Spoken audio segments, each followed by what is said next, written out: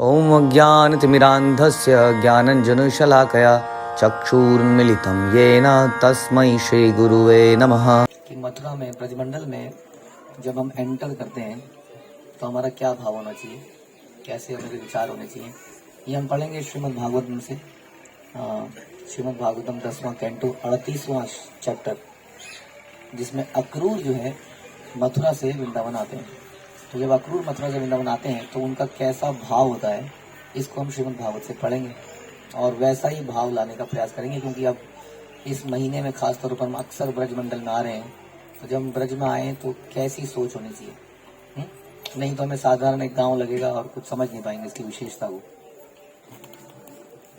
ओम अज्ञानतिमिरान्धस्य ज्ञानञ्जनशलाकया चक्षुरुन्मीलितं येन तस्मै श्रीगुरुवे नमः।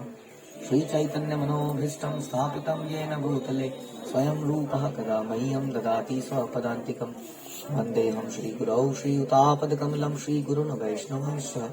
श्रीरूपं साग्रजातं सहगण रघुनाथान्वितं तं सजीवं साद्वैतं सावधूतं परिजनसहितं कृष्णचैतन्यदेवं श्रीराधा कृष्णपादान् सहगण ललिता श्रीविशाखान्वितांश्च। हे कृष्ण करुणा सिंधु दीनबंधु जगतपते गोपेश गोपिका कांत राधा कांत नमस्तुते। तप्त कांचन गौरांगी राधे वृंदावनेश्वरी विश्वभानुसुते देवी प्रणमामि हरिप्रिये। वाञ्छां कल्पतरुभ्यश्च कृपासिन्धुभ्यश्च पतितानां पावनेभ्यो वैष्णवेभ्यो नमो नमः। जय श्री कृष्ण चैतन्य प्रभु नित्यानंद श्री अद्वैत गदाधर श्रीवासादि गौर भक्त वृंद। हरे कृष्णा कृष्णा कृष्णा हरे हरे, हरे राम राम राम हरे हरे। नमो विष्णुपादाय कृष्ण प्रेष्ठाय भूतले श्रीमते भक्ति वेदांत स्वामिनिति नामिने। नमस्ते सारस्वते देव गौरवाणी प्रचारिणे निर्विशेष शून्यवादी पाश्चात्य देशतारिणे। ओम नमो भगवते वासुदेवाय, ओम नमो भगवते वासुदेवाय, ओम नमो भगवते वासुदेवाय। श्री शुका उवाच। सुखदेव गोस्वामी ने कहा, महामति अक्रूर ने वह रात मथुरा में बिताई। कौन सी रात मथुरा में बिताई? सारी रात मथुरा में बिताते थे वो। तो कौन सी रात मथुरा में बिताई? वो रात में क्या स्पेशल था? अभी तो मथुरा में ही है ना। कौन सी रात, ऐसी क्या बात थी उस रात में? खास बात क्या थी? कहाँ होगा? क्योंकि उन्हें आदेश था कि भगवान को लेकर आए, तो रात विशेष हो गई उनके लिए। पूरी रात बिताना बड़ा मुश्किल हो गया, इतना व्याकुलता हो गई। जो वो चाह रहे थे बरसों से, देखिए अपने आप ही ऐसा भाग्य बना कि कंस ने उनको बोला कि लेके आओ। तो रात उन्होंने मथुरा में बिताई और तब रथ पर सवार होकर नंद महाराज के ग्वाल ग्राम के लिए रवाना हुए। जैसे हम लोग सवेरे सवेरे रवाना हुए, लेकिन हमारे दिमाग में कई सारे विचार चल रहे थे।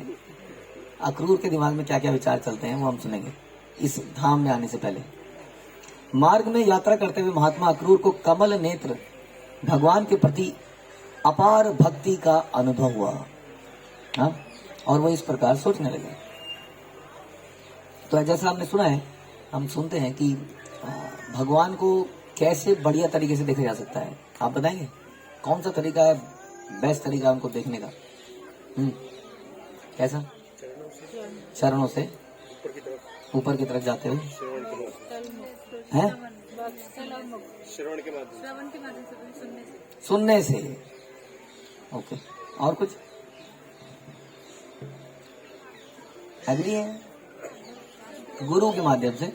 गुरु के माध्यम से कैसे? गुरु अपनी आंखें तो दे नहीं सकते उनको, कैसे? क्या बोला? जो बताएंगे उनके बारे में। हाँ, तो सुनने के माध्यम से। तो भगवान को हम देखते हैं आंखों से जब भी हम आते हैं। इससे पहले भी हम आते थे, लेकिन जब हम सुन के देखते हैं तो हमारे भाव में परिवर्तन होता है कि नहीं, है ना? इसलिए सुनने से, यानी कि भाव पैदा करना जरूरी है किसी को देखने से पहले। तो यहाँ पर अक्रूर क्या कर रहे हैं? भाव पैदा कर रहे हैं। तो हमें भी धाम में आने से पहले ऐसे हमारे विचार होने चाहिए। तो वो सोचने लगे, क्या सोचने लगे कि मैंने ऐसे कौन से शुभ कर्म किए हैं, ऐसी कौन सी कठिन तपस्या करी है, ऐसी कौन सी पूजा करी है, कौन सा दान दिया है जिससे मैं आज भगवान का दर्शन कर पाऊंगा। तो क्या हमने आज सोचा? हमने सोचा कि हमने यात्रा की लक्ष्मी दी है, यह देंगे, इसलिए हम आ रहे हैं। हमने सोचा कि हमने फॉर्म भरा है, गूगल फॉर्म, इसलिए हम आ रहे हैं। तो सच बताइए, क्या हमें ये दिमाग में आया कि हमने ऐसा कौन सा कर्म किया है कि हम ऐसी जगह पर आज आ रहे हैं? तो पहले तो इससे क्या निकलता है, क्या भाव निकल रहा है इससे? दीनता का, दैन्यता का, कि आई एम नॉट एलिजिबल। लेकिन मैं फिर भी आ, तो मैंने ऐसा क्या किया? मेरे को तो दिखता नहीं है मैंने ऐसा कुछ किया। और जिसको बाई चांस दिख जाए तो कि हाँ वो किया था, मैंने उस व्यक्ति को खाना खिलाया था, उसको पैसे की मदद करी थी, अगर ऐसा दिख जाए तो उसको दिख गया ना, उसके दिव्य चक्षु है, इसका मतलब नहीं क्या है फिर? है मूर्ति। हाँ, उसका मतलब उसको अहंकार है, इसलिए वो ऐसा सोच रहा है। तो ये नहीं सोच पा रहा। तो अक्रूर जी ये सोच रहे हैं कि मैंने ऐसा कौन सा दान दिया, कौन सी तपस्या करी, क्या ऐसा कर दिया कि आज मैं उनके दर्शन करने जा पा रहा हूँ। लेकिन आप कहेंगे हम कहाँ से दर्शन कर रहे हैं प्रभु जी, भगवान तो चले गए, हम तो मिट्टी देखने आए। हाँ, तो भगवान में, उनके विग्रह में, उनके धाम में कोई अंतर ही नहीं है। तो इस प्रकार से हम भी इसका मतलब मथुरा में कौन से रहता था? कंस। दिल्ली, गाजियाबाद, आगरा और कहीं कहीं और से भी है कोई, बॉम्बे से अमिताभ, हाँ एक बॉम्बे से। तो वहां पे कितने कंस हैं? कंसों की नगरी। तो हम भी ऐसी जगह से आ रहे हैं। तो इसका मतलब हमें भी सोचना चाहिए कि नहीं, कि हम कहाँ से आ रहे हैं, कौन सी जगह से, और यहाँ आ कैसे गए हम। अब आगे सुनिए क्या कहते हैं। क्योंकि मैं विषय भोगों में लीन रहने वाले भौतिकतावादी हूँ, मैं लीन रहने वाला जो हमेशा विषयों में रहता है। ऐसा कौन सोच रहा है? अक्रूर सोच रहे हैं ऐसा, जो भगवान के नित्य संगी हैं। कई बार लोग अक्रूर को बड़ा नेगेटिव तरीके से देखते हैं। समाज में जो लेक्चर सुनाते हैं, ये दुष्ट ले गया भगवान को, ऐसा नहीं है। भगवान ने उनको दर्शन दिए थे, आपको जानते हैं, उनको साक्षात दर्शन भी दिए थे। तो इस प्रकार से अक्रूर कोई साधारण व्यक्ति नहीं है। लेकिन वो क्या कह रहे हैं अपने बारे में कि मैं विषय भोगों में लीन रहने वाला भौतिकतावादी व्यक्ति हूँ। ऐसा कोई हमारे वैष्णव कहते हैं, ऐसा कोई भक्तिविनोद ठाकुर क्या कहते हैं? हमारा जीवन क्या सदा पापी रत, कि मैं पापी व्यक्ति हूँ, ऐसा वो अपने बारे में सोचते थे। तो वैसे ही तो हमारे आचार्य बिल्कुल इस महान भक्तों के मार्गदर्शन पे चल रहे हैं। तो हमारे हृदय में भी यही विचार आना चाहिए कि मैं तो एलिजिबल नहीं था इस जगह में आने के लिए।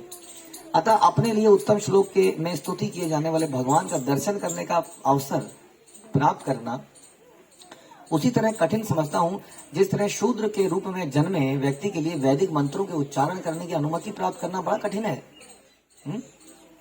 तो मेरे लिए भी बड़ा कठिन है ऐसी जगह में जाना, उनके दर्शन कर पाना। किंतु नहीं, छोड़ो इन विचारों को। आखिर मुझ जैसा पतितात्मा को अच्युत भगवान को देखने का अवसर प्राप्त हो सकता है, क्योंकि काल रूपी नदी के प्रवाह में बह रहे बद्ध आत्माओं में से कोई एक आत्मा तो कभी कभी किनारे तक पहुंच ही जाता है। यानी कि क्या, बाई चांस में ऐसा हो गया, मैं तो एलिजिबल नहीं हूँ, ये कुछ वैष्णव की कृपा है। यानी कि धक्का लगते लगते मैं किनारे पे पहुंच गया, मैं तो बह ही रहा था, नहीं तो कोई कण तो किनारे पे पहुंच जाता ना कभी कभी। तो कह रहे हैं बिल्कुल इसमें मेरी योग्यता नहीं है, मेरा श्रम, मेरा परिश्रम नहीं है। ये किसी तरह से, जैसे हम बोलते हैं ना कि हम लोग ट्रेन में बैठते हैं, मेट्रो ट्रेन में आजकल तो एक्सपीरियंस नहीं हो रहा होगा ऐसा, कोरोना के बाद अभी भी हो रहा है ऐसा। हाँ, राजीव चौक पे हम कह रहे थे कि आपको उतरना है तो बस अपनी जगह से खड़े हो जाइए, लोग आपको उतार देंगे थोड़ी देर में। और ये अमित प्रभु बॉम्बे के बारे में बता सकते हैं, ऐसे होता है ना वो जी, तो अपने आप ही आदमी उतर जाता है। तो उसी तरीके से हम कह रहे थे कि अगर भक्तों की भीड़ में हम खड़े हो जाते हैं तो अपने आप भक्ति आगे चलने लगती है, पता ही नहीं चलता है कैसे हो गया ये सब। तो ऐसे ही कह रहे हैं कि मैं पहुंच गया किनारे पे अपने आप ही, जैसे कोई भूला भटका कभी कभी पहुंच जाता है।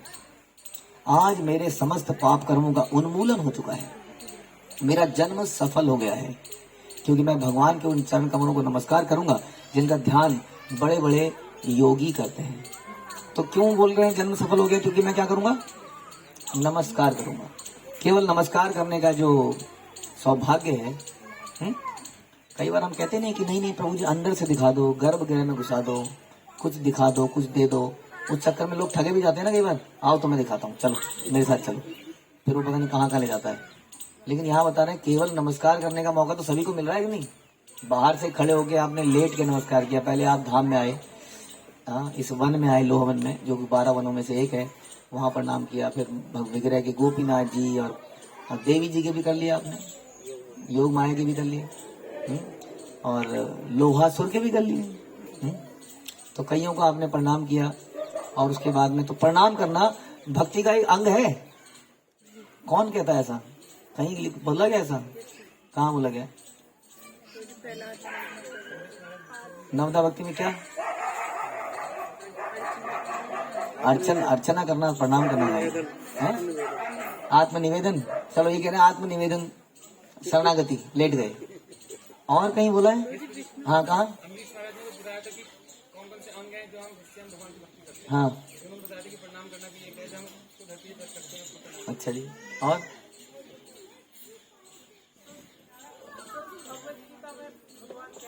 क्या कहाँ कहते हैं? कौन सा श्लोक है? ये तो भगवद गीता का सबसे महत्वपूर्ण श्लोक है। मन मना भव मद भक्तो मध्याजी माम नमस्कुरु। अगर नमस्कार तो करो, इतना तो कर ही सकते हो नहीं? तो इसलिए नमस्कार करने के लिए भी वो अपने आप को सौभाग्यवान मान रहे हैं और कह रहे हैं कि मैं आज उन चरण कमलों को नमस्कार करूंगा जिनका ध्यान बड़े बड़े योगी करते हैं।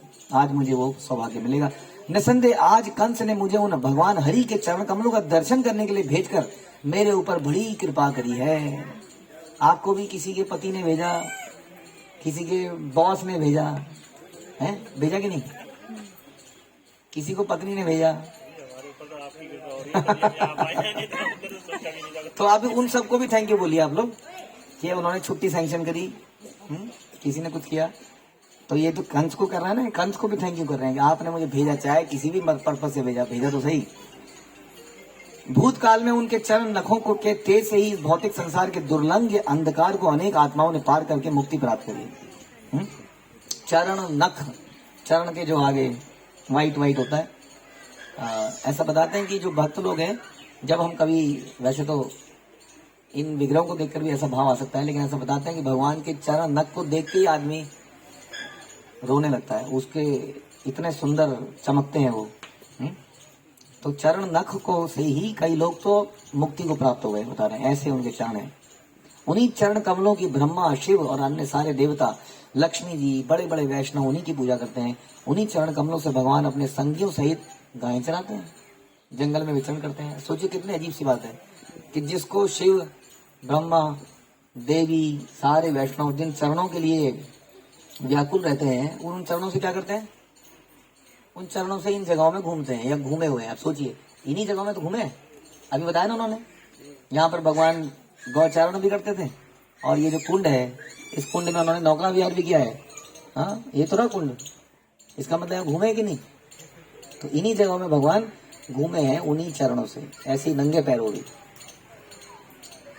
और वे चरण गोपियों के साथ लीलाएं करने में भी उन्होंने उन्हीं चरणों को यूज किया, रास नृत्यों में भी यूज किया, और अपने संगियों सहित गौएं चराते हुए जंगल में विचरण करते हुए इन्हीं चरणों से घूमे। अवश्य ही मैं भगवान मुकुंद के मुख पर देखूंगा, क्योंकि अब हिरण मेरी दाईं ओर से निकल रहे हैं और वह मुख घुंघराले बालों से घिरा है, और उनके आकर्षक गालों, नाक, हंसीपूर्ण चितवन, लाल कमल जैसी आंखों से शोभायमान है। तो उनका पूरे रूप को मेडिटेट कर रहे हैं भगवान के बालों को, उनके नेत्रों को, उनके होंठों को, एक एक चीज को मेडिटेट कर रहे हैं उनसे मिलने से पहले। मुझे समस्त सौंदर्य के आगार उन भगवान विष्णु के दर्शन होंगे, जिन्होंने पृथ्वी का भार उतारने के लिए स्वेच्छा से मनुष्य जैसा रूप धारण किया। इस तरह इसमें कोई संदेह नहीं कि मेरी आंखों को उनके अस्तित्व का फल प्राप्त हो जाएगा। किसी जगह में अभी हम जाएं तो उससे पहले इसलिए बता रहे हैं कि उसका मूड डेवलप करना बड़ा जरूरी है। नहीं तो क्या होता है, हम चले भी जाते हैं, वापस भी आ जाते हैं, तो एहसास ही नहीं होता कि जाके आ गए। है कि नहीं? यही फर्क है कि कई लोग ऐसा देखा है हमने, अक्सर ब्रजमंडल परिक्रमाएं हर हफ्ते हर महीने गिरिराज की परिक्रमा, लेकिन ऐसा भाव उदित नहीं हो पाता है, क्योंकि ये श्रवण जो है ना, भागवत श्रवण इत्यादि से भाव पैदा करना चाहिए जाने से पहले जगह में फायदे से। वे भौतिक कार्य कारण के साक्षी हैं, फिर भी वे उनकी झूठी पहचान से अपने को सदैव पृथक रखते हैं। वे अपनी अंतरंगा शक्ति से पृथकत्व तथा भ्रम के अंधकार को दूर करते हैं। जब वे अपनी भौतिक सृजन शक्ति पर दृष्टि डालते हैं तो जगत में जीव प्रकट हो जाते हैं और उन्हें अपनी प्राणवायु, इंद्रियों और बुद्धि कार्यों में अप्रत्यक्ष रूप से अनुभव करते हैं। तो ये सारा ज्ञान जो है, हाँ, ये हमें श्रील प्रभुपाद की कृपा से मिला। हम जानते हैं कि भगवान जो है कैसे सृष्टि करते हैं, फिर भी सृष्टि से क्या है, पृथक है। ऐसा नहीं है कि सृष्टि करने के बाद भगवान भी सृष्टि के नियमों में बंध जाते हैं। उनकी भी मृत्यु होती है, उनका भी जन्म होता है, ऐसा नहीं है। भगवान के गुण, उनके कर्मों तथा अवतारों से सारे पाप नष्ट हो जाते हैं। और हमारा जीवन का मुख्य उद्देश्य क्या है? थोड़े दिन पहले हमने चर्चा करी थी। क्या उद्देश्य हमारे जीवन का मुख्य उद्देश्य? शुद्ध होना। शुद्ध होकर क्या करना है? सेवा करना। अशुद्ध अवस्था में सेवा करी जाए तो उसको एक्सेप्ट किया जाएगा? कैसे किया जाएगा? इसलिए पहला कार्य क्या है? किचन में जाने से पहला काम क्या करना चाहिए? पहले तो नहाना पड़ेगा। वो कह रहे मास्क पहनना पड़ेगा। तो शुद्ध होना पड़ेगा। अशुद्ध अवस्था में आप भगवान के लिए भोग बनाएंगे तो फिर तो उसी तरीके से यहाँ बता रहे हैं कि सबसे पहले हमें क्या करना है? शुद्ध होना है। शुद्ध कैसे होते हैं? भगवान के गुण, उनके कर्म, हाँ, उनके दर्शन, इन सब से, इनके श्रवण कीर्तन से। समस्त सौभाग्य एवं इन तीनों का वर्णन करने वाले शब्द संसार को जीवन दान देते हैं। कौन से शब्द? जो भगवान के गुण, कर्म और अवतारों के बारे में बताते हैं। ये शब्द क्या करते हैं? संसार को जीवन दान देते हैं। हमें जीवन दान कब दिखता है? जब हमें कब लगता है कि हमें जीवन दान मिला? कोई बताएगा? जब मेरे को ब्लड चला दिया जाता है किसी का, तो हमें लगता है हाँ जीवन दान मिला। ऑक्सीजन चला दी जाती है तब लगता है जीवन दान मिला। भूखे को खिला दो तो लगता है कि जीवन दान मिला। लेकिन ये वास्तविक जीवन दान नहीं है, क्योंकि ये शरीर की रिक्वायरमेंट है। जितनी भी अभी तक हमने चीजें सुनी, इसमें से आत्मा की जरूरत क्या है? खून। आत्मा को खून चाहिए। आत्मा में खून होता है? बिना खून के होती है आत्मा?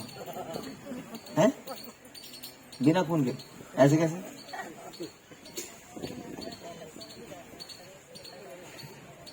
बिना खून की होती है आत्मा। सच्चिदानंद होती है, जैसे भगवान होते हैं। तो उन्हें खून की आवश्यकता नहीं है। खाने की आवश्यकता है? नहीं है। पानी की आवश्यकता है? नहीं। यानी कि ये सारी आवश्यकताएं जो हम पूर्ति करते हैं, जिससे हम कहते हैं जीवन दान मिला। जीवन किसको कहते हैं बताइए? जीवन क्या है? जीवन शरीर है। शरीर में रहना जीवन। जीवन मतलब चेतना, आत्मा, यही तो है जीवन। वास्तविकता में जीवन, जीवित किसको कहते हैं? जिसके अंदर क्या है? आत्मा है ना, चेतना है, उसी को तो कहते हैं जीवित है। तो वास्तव में अगर हम बोलें जीवन दान, तो क्या होना चाहिए फिर? यानी कि रियली में तो आत्मा का से संबंधित होना चाहिए जीवन दान। लेकिन जीवन दान किसको समझा जाता है? शरीर से संबंधित चीजों। इसलिए यहाँ बता रहे हैं कि जीवन दान क्या है? भगवान के गुण, कर्म, अवतार, लीलाएं, ये जो शब्द हैं व्याख्यान करने वाले, ये वास्तविक जीवन दान है। लेकिन कुछ महसूस सा नहीं होता ना, कुछ करंट सा पास नहीं होता है। इसलिए ये बड़ा अदृश्य रूप में होता है। इसको कैसे देख पाएंगे आप? इसको आप देख पाएंगे शायद इस तरीके से कि अपना जीवन को पीछे मुड़ के देखेंगे पिछले 6 महीने, तो लगेगा हाँ ये कहाँ आ गए हम, यूं ही साथ चलते चलते ये कहाँ आ गए हम। तब दिखता है हाँ ये तो जीवन दान है। मैं तो क्या था और मैं क्या हो गया, ऐसे पता नहीं चलता। जैसे कई बार क्या होता है, हमसे कोई रिश्तेदार मिलता है, अरे लपड़ू इतना पतला हो गया तुम। तो हम कहे कहाँ पतले हो गए? हमारा दोस्त कहता है नहीं वैसी तो है, कहाँ पतला हो गया। तो बहुत दिनों बाद जो देखता है उसको महसूस होता है पतला हो गया। उसी तरह से हमारे अंदर ये जो करंट पास हो रहा है, ये हमें महसूस नहीं होता है डेली बेसिस पे जो हो रहा है। लेकिन अगर आप थोड़े समय बाद देखेंगे तो आपको महसूस होगा। आप लोगों ने गाड़ी चलाई है, गाड़ी, स्कूटी, कुछ ऐसे तो पता नहीं चला गलियों में। किसी मैदान में अगर आप चलाओगे और गाड़ी का स्टीयरिंग को पता नहीं इतना 1 सेंटीमीटर उससे भी कम अगर आप घुमाओगे तो थोड़ी देर में क्या होगा, थोड़ी देर में आप पता नहीं कहाँ से कहाँ घूम जाओगे, और आप घुमा भी नहीं रहे हो। इस प्रकार से जीवन में इतना बड़ा परिवर्तन आ जाता है। तो वही बता रहे हैं यहाँ पे, लेकिन इसका महसूस नहीं होता एकदम से। करंट किसका महसूस होता है? शरीर से रिलेटेड चीजों का तुरंत पता चलता है, हाँ हुआ, कुछ हुआ। इसलिए कई गुरु क्या करते हैं, सर पे हाथ रखते हैं, पता नहीं वायरिंग सर्किट कहीं लगा के रखते हैं, और सर पे आदमी करता है तो हाँ जा बच्चा तेरा दीक्षा हो गया, ऐसे। तो वो कहता हाँ कुछ हुआ था, स्वामी जी ने हाथ लगाया था तो कुछ हुआ था, लेकिन यहाँ कुछ और बता रहे हैं। मेरे घर में ना अर्जुन की प्रॉब्लम है, तो लैपटॉप पे छूता रहता हूँ, तो जो मुझे छूता है उसको करंट लगता है, तो दूर जाके पड़ता है, कहना प्रभु जी में करंट है, करंट दीक्षा हो जाता है। ओके, दूसरी ओर उनकी महिमा से विहीन शब्द शव की सजावट जैसे है। सुनिए बड़ा ध्यान से, भगवान की महिमा के विहीन जो शब्द हैं वो कैसे हैं? जैसे किसी शव को सजाया जाए, डेड बॉडी को सजाएंगे हम लोग, अगर बहुत सुंदर बना दिया डेड बॉडी को तो बहुत सुंदर बनाते गए, चलो बना लेंगे प्रभु जी, लेकिन रात को सोएंगे नहीं साथ में कहीं खड़ा हो गया तो तो शव की सजावट ऐसा ही है। कई संसार में बहुत लोग बहुत ही बढ़िया बोलना जानते हैं, है कि नहीं? मोटिवेशनल स्पीकर्स बहुत सारे लोग हैं जो बहुत बढ़िया बोलते हैं, सुन के लगता है क्या मजा आ गया। ऐसे हमने कई वक्ताओं को सुना, उस वक्त तो जोश आ जाता है, हिल से जाते हैं लोग। और बहुत ज्यादा जोश आ जाए अगर और सही डायरेक्शन ना हो तो बड़ा खतरा हो जाता है। जैसे हम कहते हैं कि गंजे के बड़े बड़े नाखून है, उसका मन क्या खुजाने का, तो उसने खुजाया तो गड़बड़ हो गई। तो इसी तरीके से ऐसे जोश का कोई लाभ नहीं है जिसमें डायरेक्शन नहीं है कि हमें करना क्या चाहिए। वास्तव में सबको जोश दिला दिया, सब लोग जो कर रहे थे उसमें जोशीले हो गए। चोर को जोश आ गया चोरी करने का, डकैत को डकैती करने का, किसी को चलो ऑफिस में काम करने का। तो मोटिवेशन हमें देना चाहिए, लेकिन किस डायरेक्शन में बड़ा जरूरी है। कि हम बता रहे हैं कि बहुत अच्छे अच्छे शब्द लोग बोलते हैं, लेकिन उसमें अगर भगवान के गुण नहीं है, उनकी लीलाएं नहीं है, तो वो यूजलेस है वाकई में। कई बार हम बड़े प्रभावित हो जाते हैं ना किसी के बोली से, कितना अच्छा इंग्लिश बोलता है हमारे लड़के, तो मैया मैया पता नहीं क्या क्या बोलते रहते हैं, आई मैया। तो कोई अचानक से कुछ बोल जाता है तो मुझे लगता है ऐसा होना चाहिए, और हम कंफ्यूज हो जाते हैं थोड़ी देर में, क्या मेरे बच्चे सही जगह पर हैं, गुरुकुल में सही जगह पे तो है। वे ही भगवान सातवत वंश में प्रमुख देवताओं को प्रसन्न करने के लिए अवतरित हुए, जो उनके द्वारा निर्मित धर्म के नियमों का धारण करने वाले हैं। वे वृंदावन में रहते हुए अपने यश का विस्तार करते हैं, जिसकी महिमा देवतागण गाकर करते हैं। कहते हैं वृंदावन परित्यज्य पदम एकम ना गच्छति, मतलब मैं वृंदावन को छोड़कर एक कदम भी बाहर नहीं निकालता हूँ कभी। फिर भी हर जगह पर भगवान कैसे महसूस होते हैं?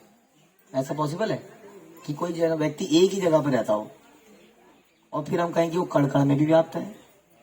ये कुछ अटपटी बात नहीं है कि नहीं? बिल्कुल सही है। तो माताएं कह रही है बिल्कुल अटपटी बात है। ऐसा कैसे?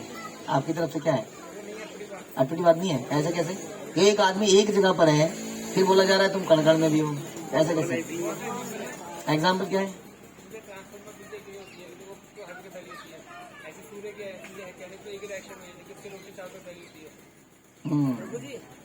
हर जगह मौजूद है, लेकिन नजर आते नहीं, बिना भक्ति के कोई उनको पाते नहीं। हरि बोल। तो सूर्य एक ही जगह पर रहता है और सारी जगह उसका प्रकाश फैल जाता है। उसी तरह भगवान वृंदावन में रहते हैं और सारे जगत में उनका विस्तार है। देवतागण उनको गाते हैं, उनके बारे में सबको मंगल प्रदान करते हैं। आज मैं उन्हें अवश्य देखूंगा, आप भी देखेंगे। हरि हरि। आज और कल हमें यही भाव पैदा करना है जो अक्रूर के हृदय में। आज मैं उन्हें अवश्य देखूंगा, जो कि महात्माओं के गंतव्य हैं, आध्यात्मिक गुरु हैं। सभी नेत्रवालों को उनके दर्शन से हर्ष होता है, क्योंकि वे ब्रह्मांड के असली सौंदर्य हैं। निस्संदेह उनका साकार रूप लक्ष्मी जी द्वारा अभिप्त है, आश्रय है। अब मेरे जीवन के समस्त सबेर शुभ बन चुके हैं, क्योंकि मैं उनका दर्शन पाऊंगा। अब मैं क्या करूंगा? अब मैं तुरंत अपने रथ से नीचे उतर जाऊंगा और कृष्ण और बलराम दोनों भगवान के चरण कमलों को नमस्कार करूंगा। उनके पैर वही हैं जिन्हें आत्म साक्षात्कार के लिए प्रयत्नशील बड़े बड़े योगी अपने मनों के भीतर धारण करते हैं। मैं दोनों के बाल मित्रों तथा वृंदावन के अन्य समस्त वासियों को भी अपना नमस्कार निवेदित करूंगा। तो वृंदावन के वासी, ये देख रहे हैं आप, गायें हैं पीछे, कुछ लोकल ब्रजवासी भी हैं। ये धाम है, ये वन है, ये कदम के पेड़ है, ये जानते हैं आप, ये कदम का पेड़ है, ये कदम है, ये सारे, और इनको बनावट देख के आप देख सकते हैं ये हजारों साल पुराने। कदम खंडी जंगल रहते हैं जहाँ कदम बहुत सारे हैं, तो चारों तरफ कदम के पेड़ है यहाँ पे। ये सारों को हमें नमस्कार करना चाहिए और इस वन को नमस्कार है। हाँ, और इसके बाद में हम लोग महावन जाएंगे, उसके बाद में हम लोग वृंदावन जाएंगे, उसके पहले आप लोग मधुबन गए थे, उसके बाद आप लोग ताल बन गए थे। तो बस इतने से दिनों में 5 वन हमारे ऐसे हो सकते हैं। तो मैं रथ से उतरकर, यानी कि भगवान को प्राप्त करने के लिए अपनी पोजीशन से नीचे उतरना पड़ेगा। इसलिए आपने देखा है, अगर हमें ये एटिकेट्स होने चाहिए, जैसे हम टोपी पहन के मंदिर में जा रहे हैं तो अपनी टोपी उतार देनी चाहिए, पगड़ी उतार देनी चाहिए, और हम क्या करते हैं, लेट जाते हैं, अब कोई पोजीशन नहीं है। और जब मैं उनके चरणों पर गिर पड़ूंगा तो सर्वशक्तिमान प्रभु मेरे सर पर अपना कर कमल रख देंगे। क्या हमारे सर पे रखेंगे? जरूर रखेंगे। अगेन वही है, वो करंट पास नहीं होगा हमें, लेकिन उसका फर्क आपको महसूस होगा आपके जीवन में आने वाले परिवर्तनों से। जो लोग काल रूपी शक्तिशाली सर्प से अत्यंत विचलित होकर उसकी शरण में जाते हैं, किसकी शरण में जाते हैं हम लोग? नहीं, काल रूपी सर्प की शरण में। काल क्या है? समय, जो धीरे धीरे खा रहा है हमें, मृत्यु, ये सर्प है, और हम इसकी शरण में चले जाते हैं। यह हाथ उनके सारे भय को दूर कर देता है, ये मृत्यु के भय को भी दूर कर देता है। उस कमल सदृश हाथ को दान देकर पुरंदर तथा बलि ने स्वर्ग के राजा इंद्र के पद को प्राप्त किया। पुरंदर कौन है? हाँ, पुरंदर इंद्र का नाम है। तो इंद्र ने जो अपनी पोजीशन प्राप्त करी, ऐसी थोड़ी प्राप्त कर ली होगी। आज हम इंद्र को इतनी गालियां देते रहते हैं, कोई इंद्र बन जाए ये असाधारण बात है। सारे देवताओं के राजा सोच सकते हैं आप। तो इंद्र ने भी ऐसी प्राप्त करी, और बलि ने भी उन कमल सदृश हाथों को दान दिया। तो बलि ने क्या दान दिया? कितना पैसा दिया बलि ने? तीनों लोग दिए, जितना उस पे था सब कुछ दे दिया, और तब उन्होंने इस पद को प्राप्त किया। और रास नृत्य की आनंद लीलाओं के समय जब भगवान ने गोपियों के पसीने पहुंचकर उनकी थकान दूर करी, तो उनके मुख स्पर्श ने उस हाथ को मधुर फूल की तरह सुगंधित बना दिया। यद्यपि कंस ने मुझे यहाँ अपना दूत बनाकर भेजा है, किंतु अच्युत भगवान मुझे अपना शत्रु नहीं मानेंगे। आखिर सर्वज्ञ प्रभु इस भौतिक शरीर रूपी क्षेत्र के वास्तविक ज्ञाता है। यानी कि हम लोग भी अलग अलग पोजीशन में हैं, हम लोग भी अलग अलग कंपनियों के दूत हैं, किसी घर के मालिक हैं, बिजनेस चलाने वाले हैं, कुछ ना कुछ करते ही ना हम लोग, घर की गृहणियां हैं, तो हम लोग भी किसी ना किसी के दूत हैं। लेकिन भगवान को कह रहे हैं कि भगवान हमारी असलियत को जानते हैं कि हमारे हृदय में कौन रहता है हमेशा? हृदय में तो भगवान है ना। भगवान मेरे हृदय को जानते हैं कि ऑल्दो ऊपर से दिखता है कि सवेरे से लेकर झाड़ू पोछा करती रहती है, खाना बनाती रहती है, हाँ कुछ करती क्या है, आम औरत कितने तो है, लेकिन भगवान जानते हैं कि मैं एक आम हूँ। मेरे हृदय को जानते हैं, वास्तविक मेरे हृदय में क्या है। इसलिए हृदय को भगवान पढ़ लेते हैं। पढ़ते हैं कि नहीं? हम लोग हमारी जो बुराइयां हैं, अनर्थ हैं, वो हृदय से निकालते हैं, हृदय में छुपा के रखते हैं। तो इससे वैष्णव को पता नहीं चलता, लेकिन किसको पता चल जाता है? और वे अपनी पूर्ण दृष्टि से बद्ध जीवों के हृदय के सारे प्रयासों को अंदर और बाहर से देखते हैं कि वास्तविकता में कर क्या रहा है। हमने गीता में सुना था, कर्म अकर्म अकर्म अकर्म। कई व्यक्ति दिखेंगे बाहर से अकर्म कर रहे हैं, लेकिन कर्म और अकर्म में किस चीज का भेद है बताइए? हाँ, एक्सपेक्टेशन का।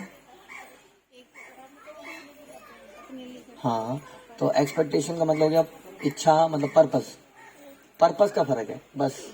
यानी कि सारे कर्म अकर्म भी हो सकते हैं सारे कर्म अकर्म, और सारे अकर्म कर्म हो सकते हैं। तो किसका फर्क रहा? भाव का फर्क रहा। तो इसलिए भाव कहाँ पे? भाव तो हृदय में, तो भाव भगवान देख लेते हैं।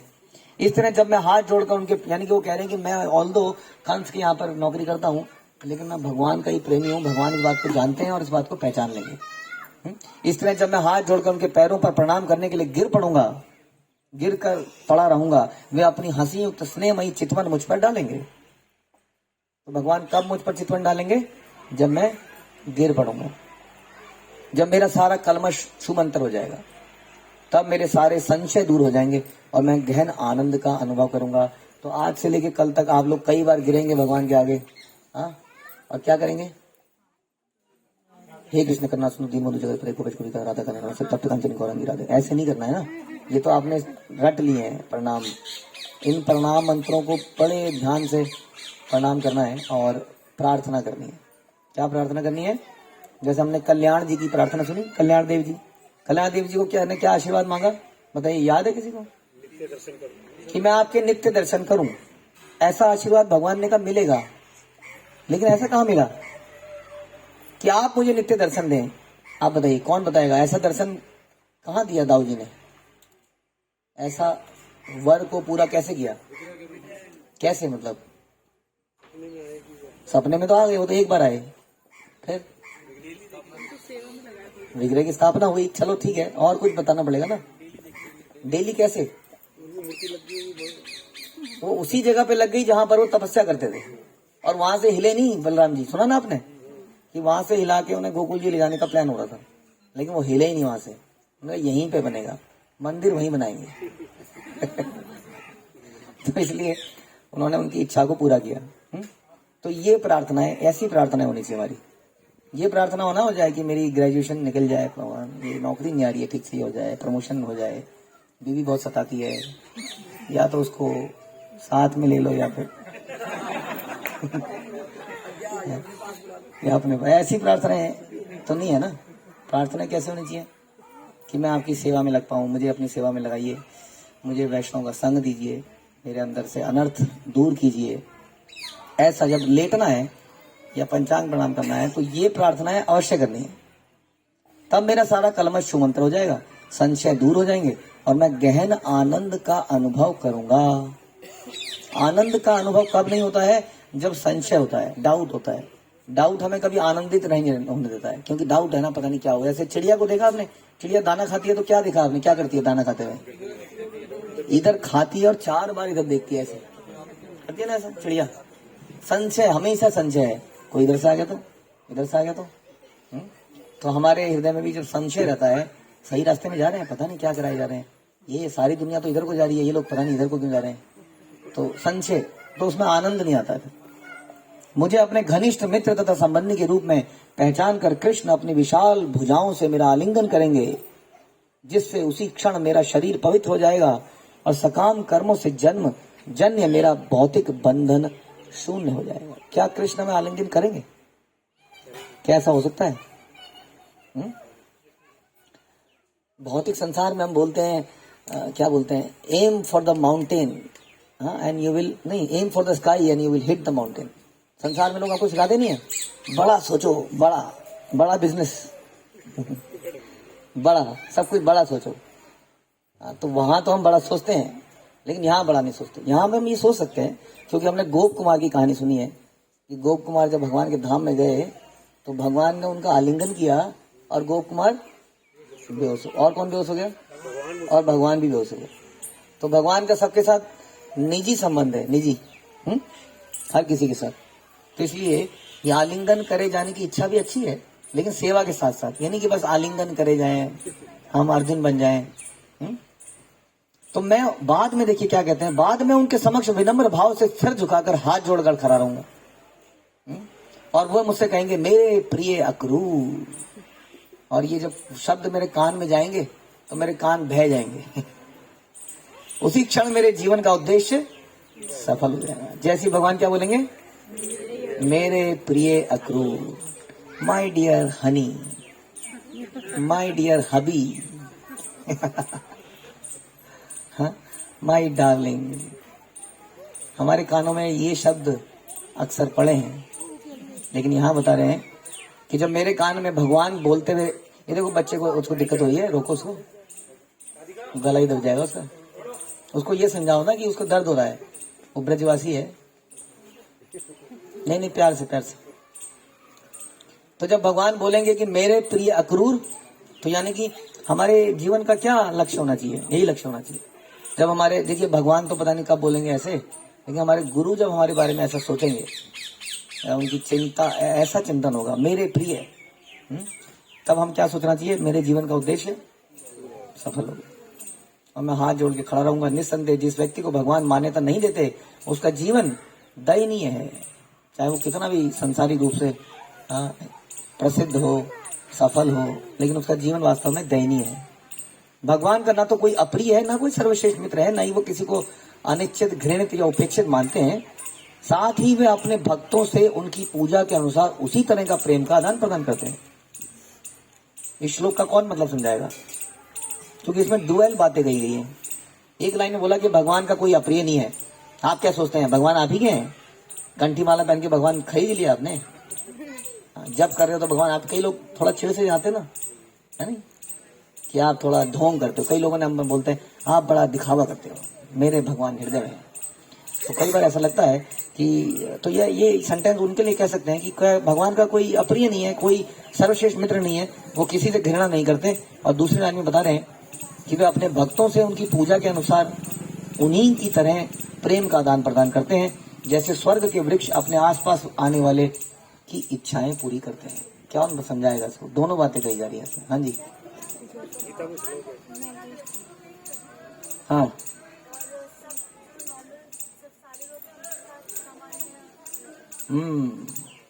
तो जब भगवान डिसीजन मेकिंग लेने लगते हैं, जब एक जज अपने कुर्सी पे बैठा होता है, तब वो डिसीजन लेते हुए क्या ये सोचता है कि ये मेरा बच्चा है, ये बच्चा नहीं है? नहीं ना। तो वो डिसीजन लेता है तथ्यों के आधार पर। लेकिन जब घर में जाता है तो क्या तब भी वो टेबल पे बैठ के ऐसे डिसीजन लेता है? नहीं लेता है। वहां पे उसका स्वभाव भाव डिफरेंट हो जाता है, क्योंकि जो घर में लोग हैं उससे प्रेम करते हैं। तो ऑल्दो भगवान का कोई, अगर जज किसी को फांसी देता है तो जज उसका दुश्मन है? नहीं। और किसी को रिहा करता है तो उसका दोस्त है? नहीं। लेकिन घर में वो अपने बच्चों से, अपने लोगों से प्रेम का संबंध बनाता है। तो यही बता रहे हैं कि वैसे भगवान जो भी डिसाइड करते हैं हमारे कर्मों के हिसाब से करते हैं, लेकिन फिर भी अपने भक्तों से उनका विशेष प्रेम संबंध है, क्योंकि भक्त चाहते ही है उनसे। जो उनसे दौलत चाहता है, हाँ, तो उसको दौलत ही तो मिलेगी। जो प्रेम चाहता है उसको प्रेम मिलेगा। जब मैं अपना सर झुकाए खड़ा हो जाऊंगा, तब कृष्ण बड़े भाई यदुश्रेष्ठ बलराम मेरे जुड़े हुए हाथों को पकड़ लेंगे। फिर मेरा आलिंगन करके वो मुझे अपने घर ले जाएंगे। वहां सभी प्रकार की अनुष्ठान सामग्री से मेरा सत्कार करेंगे। ये चिंतन है, एक भक्त का चिंतन ऐसा हो सकता है। देखिए कि हम जाएंगे, इसके बाद हम इस मंदिर में जाएंगे, वहां पर ऐसा करेंगे, भगवान के दर्शन पाएंगे, फिर घर से लाया हुआ उन्हें भोग लगाएंगे, फिर कुछ नाचेंगे, फिर कुछ आगे जाएंगे, ऐसे एक दूसरे भक्तों की सेवा करेंगे। तो ये चिंतन है जो कि जनरली शेख चिल्ली भी चिंतन करता है। मेरी एक मुर्गी होगी, वो 4 अंडे देगी, 4 अंडों से 4 मुर्गियां होंगी, वो 4 मुर्गियां 4 अंडे देंगी, तो 4 चौक 16, और 16 के 16 अंडे, तो 16 × 16 और इस प्रकार से मैं एक फार्म हाउस खोल दूंगा। फार्म हाउस खोलूंगा, फिर 2 फार्म हाउस हो जाएंगे। लेकिन मेरे पास तो जमीन तो 1 एकड़ है, उसके लिए तो 4 एकड़ की जमीन चाहिए होगी। ये इस आदमी का घर यहाँ पर क्यों है? क्यों ना इस घर को तोड़ दिया जाए। तो अभी तोड़ने निकल पड़ेगा वो हवा में ही। तो आम आदमी इस प्रकार से अपने को, अपना बिजनेस फैलाने के लिए, अपनी संपत्ति फैलाने के बारे में चिंतन करता रहता है। हम चिंतन करते हैं कि अब मेरे बच्चे छोटे हैं, अभी बड़े होंगे, फर्स्ट आएंगे, फिर इनकी मैं ये वाली एजुकेशन कराऊंगा, फिर ये थोड़ा इस नौकरी में लगेंगे, फिर ये ऐसा होगा, फिर मेरा घर सेटल हो जाएगा, ये लोन जो है थोड़ा बहुत बचा है ये मैं या मेरे बच्चे आगे उतार ही देंगे, फिर हम लोन फ्री हो जाएंगे, हाँ, और फिर हम घूमने जाएंगे। तो इस प्रकार का यहाँ इनका चिंतन क्या है कि मैं जाऊंगा, हाथ जोड़ के सर झुका के खड़ा होऊंगा, कृष्ण के बड़े भाई मेरा हाथ पकड़ लेंगे, मुझे अपने घर ले जाएंगे, मेरा आलिंगन करेंगे, हमारा सत्कार भी होगा। मुझसे पूछेंगे कि कंस उनके परिवार वालों के साथ कैसा व्यवहार करता है। सुखदेव गोस्वामी ने कहा, हे राजन, मार्ग पर जाते हुए फल का पुत्र अक्रूर यानी कि कृष्ण के विषय में इस प्रकार से गंभीरता पूर्वक ध्यान करते करते जब गोकुल पहुंचे तो सूर्य डूबने वाला था। चरगा में अक्रूर ने अब जो है वो वृंदावन के बॉर्डर्स पे आ गए। हम लोग तो घुस ही गए अंदर, अब वो वृंदावन के बॉर्डर पे आ गए हैं। और क्या वो देखते हैं, वो आते ही क्या देखा उन्होंने? आते ही सबसे पहले क्या देखते हैं? मोर। भगवान के चरण देखे, चरणों के निशान। चरगाम में अक्रूर ने उन पैरों के चिन्ह देखे जिनकी धूल, शुद्ध धूल को समस्त ब्रह्मांडों के लोकपाल अपने मुकुटों पे धारण करते हैं।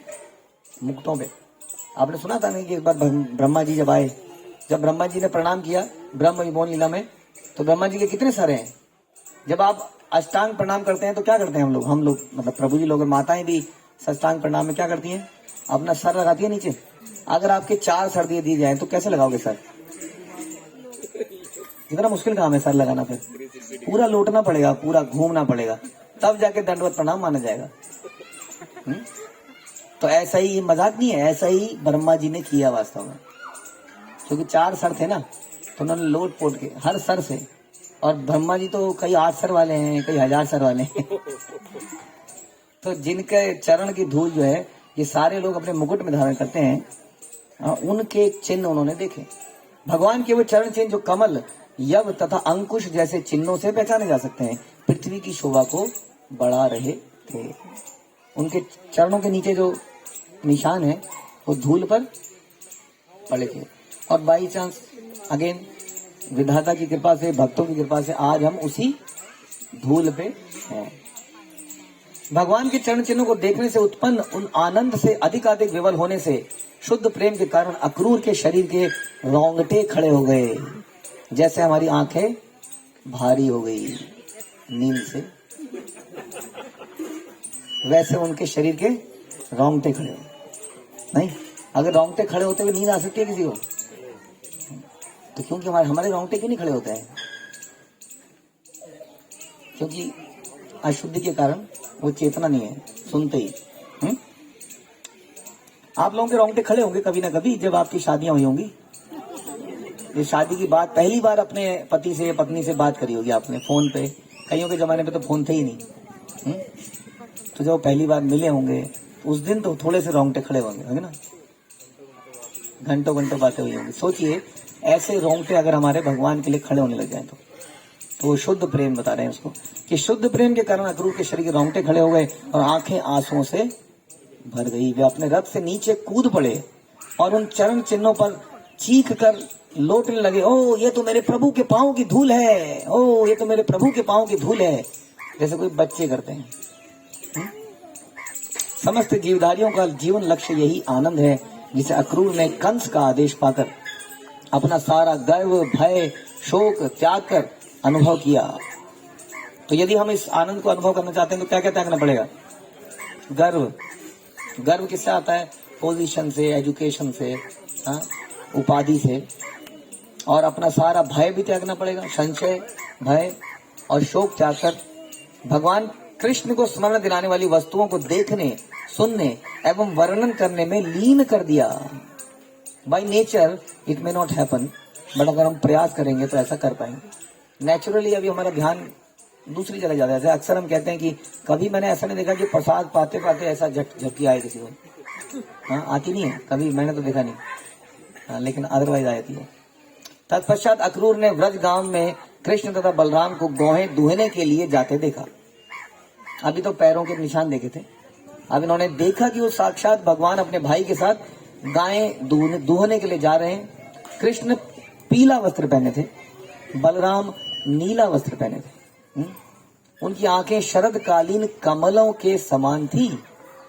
इन दोनों बलशाली भुजाओं वाले लक्ष्मी के आश्रयों में से एक का रंग कैसा था?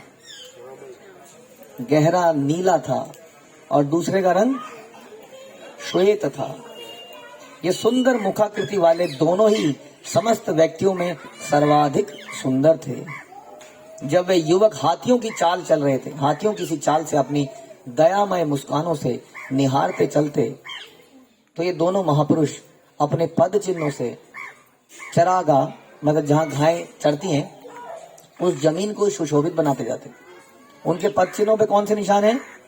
पताका, फ्लैग, वज्र, अंकुश, कमल इत्यादि चिन्हों से युक्त थे। ये अत्यंत उदार और आकर्षक लीलाओं वाले दोनों प्रभु मणि जड़ित हार और फूल मालाएं पहने थे। इनके अंग शुभ सुगंधित द्रव्यों से लेपित थे। ये अभी अभी स्नान करके आए थे और निर्मल वस्त्र पहने हुए थे। इन आदि महापुरुषों तथा ब्रह्मांडों के आदि कारणों ने पृथ्वी के कल्याण के लिए अब केशव तथा बलराम के रूप में अवतार लिया है। हे राजा परीक्षित, वे दोनों स्वर्ण आभूषित पर्वतों की तरह लग रहे थे, जिनमें से एक पर्वत मरकत मणि का था और दूसरा चांदी का था, क्योंकि वे अपने तेज से सारी दिशाओं में आकाश के अंधकार को दूर कर रहे थे। देखिए, इसको कहते हैं दर्शन। देख रहे हैं कितनी डिटेल में बता रहे हैं वो लोग।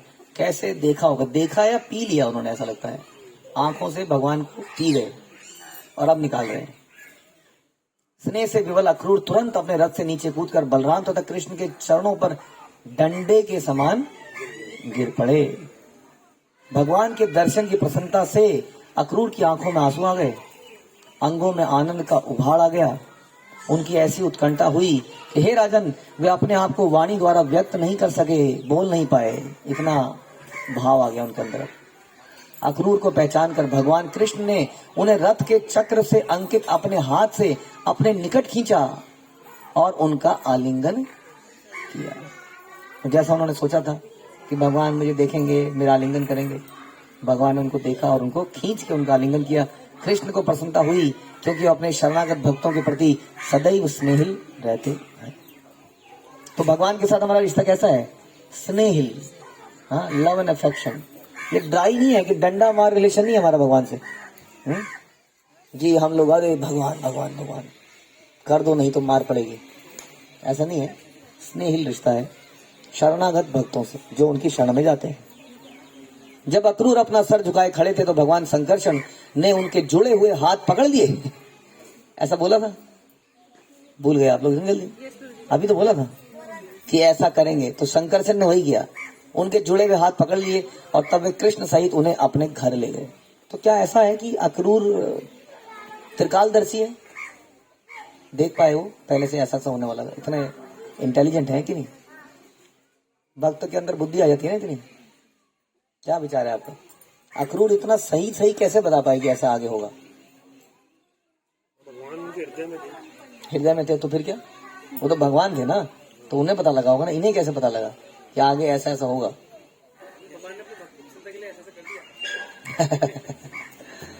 तो भगवान ने तो देखा ना कि क्या सोच रहा है, तो भगवान ने अपने भक्त की इच्छा पूरी करने के लिए वैसा वैसा कर दिया जैसा उन्हें इच्छा करी। अक्रूर से पूछने के बाद कि उनकी यात्रा सुखद तो थी, बलराम ने उन्हें बैठने के लिए आसन दिया। हाँ, उन्होंने बोला था ना हमारा सम्मान होगा। शास्त्रोचित विधि से उनके पार पखारे और आदर पूर्वक मधु मिश्रित क्या दिया? क्या दिया होगा? मखाने, मक्खन, और क्या दे सकते हैं? दूध दिया, मधु मिश्रित, शहद का, शहद वाला दूध दिया। सर्वशक्तिमान भगवान बलराम ने अक्रूर को एक गाय भेंट करी। उनकी थकान दूर करने के लिए उनके पांव दबाए। किसने दबाए? बलराम ने पांव दबाए और तब परम आदर तथा श्रद्धा के साथ भांति भांति की उत्तम स्वादों से युक्त और उचित विधि से पकाया भोजन खिलाया। इसको कहते हैं स्नेहिल रिश्ता भगवान का भक्तों के साथ। जब अक्रूर भर पेट खा चुके थे, कायदे से तो अक्रूर जी को सेवा करनी चाहिए थी ना। कौन सेवा कर रहा है? भगवान ही सेवा कर रहे हैं। क्यों कर रहे हैं ऐसे भगवान सेवा? क्योंकि उनको इसी में आनंद आता है। जब अक्रूर भर पेट खा चुके थे तो धार्मिक कर्तव्यों के परम ज्ञाता भगवान बलराम ने उन्हें मुंह को मीठा करने वाली सुगंधित द्रव्य दिए और साथ ही सुगंधियां तथा फूल मालाएं भेंट करी। इस प्रकार अक्रूर ने एक बार फिर परम आनंद प्राप्त किया।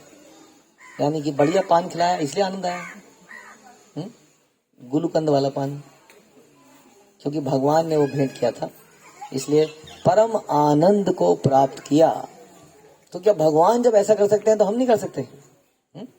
इसलिए वैष्णव संप्रदाय में इतना ज्यादा ध्यान दिया जाता है एक एक चीज पर। हम कोशिश करते हैं क्योंकि हमारे रिश्ते बड़े पर्सनल हैं।